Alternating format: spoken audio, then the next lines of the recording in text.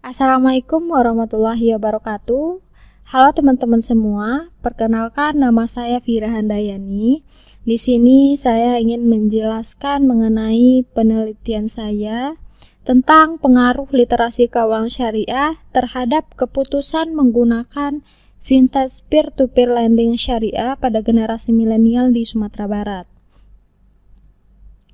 Masyarakat di Sumatera Barat, khususnya generasi milenial, memiliki tingkat literasi keuangan syariah yang rendah, sehingga membuat pengetahuan masyarakat mengenai keuangan syariah pun juga rendah.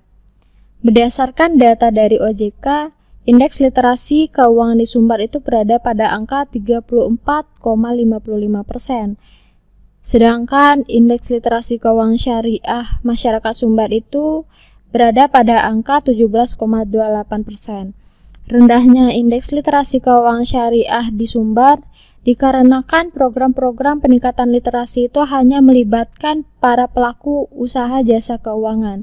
Literasi keuangan syariah di Sumbar itu dikatakan rendah karena masih di bawah 60%, sesuai dengan teori dari Chen dan Volpe pada tahun 1998. Berdasarkan hasil laporan terbaru Hotsuite dan We Are Social, pengguna internet di Sumbar itu mengalami peningkatan, di mana pengguna internet Indonesia itu mencapai 212,9 juta, terhitung dari total penduduk Indonesia yang mencapai 276,4 juta hingga Januari 2023. Jumlah pengguna internet di Sumbar termasuk ke 8 pengguna internet tertinggi di Indonesia, yaitu sekitar 80,30% dari total populasi Sumatera Barat. Berarti pengguna internet di Sumbar itu berjumlah sekitar 4,4 juta. Dengan pengguna internet yang banyak dapat menjadi lahan kejahatan bagi para penipu. Vintage peer-to-peer lending menjadi salah satu polemik yang terjadi di tengah masyarakat saat ini. Di Sumatera Barat, sepanjang tahun 2021 setidaknya ada 241 laporan kepada otoritas jasa keuangan terkait vintage peer-to-peer lending ilegal. Dalam 10 tahun terakhir, sejak tahun 2011, kerugian investasi ilegal mencapai 117,4 triliun.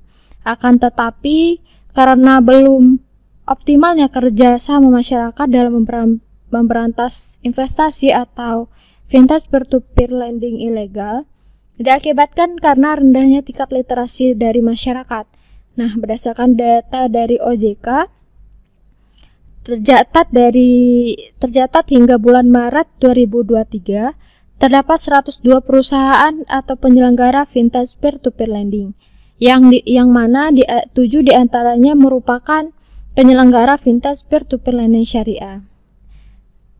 7 perusahaan diantaranya, yang pertama ada PT Amanah Vintage Syariah, yang kedua ada PT Alami Vintage Syariah, yang ketiga ada PT Dana Syariah Indonesia, yang keempat ada PT Duha Madani Syariah, yang kelima ada PT Kozwa Mitra Hasana, yang keenam ada PT Piranti Alfabet Perkasa, dan yang terakhir ada PT Etis Fintech Indonesia. Otoritas Jasa Keuangan mencatat terdapat 230.106 rekening penerima vintage peer-to-peer lending legal di Sumatera Barat hingga bulan Oktober 2022. Sedangkan jumlah penerima vintage peer-to-peer lending syariah di Sumatera Barat sebanyak 142.135 rekening.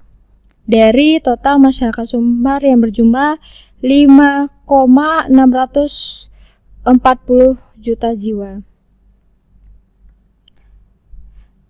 Selanjutnya, basis teori yang dipakai oleh peneliti yaitu perilaku konsumen. Nah, peneliti ingin mengetahui apakah terdapat pengaruh dari variabel bebas terhadap variabel terikat.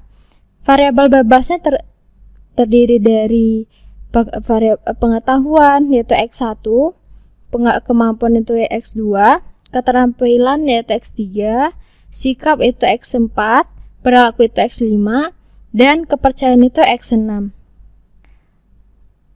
Peneliti ingin mengetahui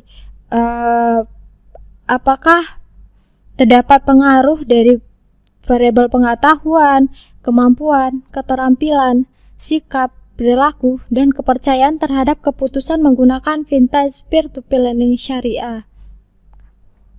Di sini peneliti menggunakan aplikasi SPSS 23 atau versi 23.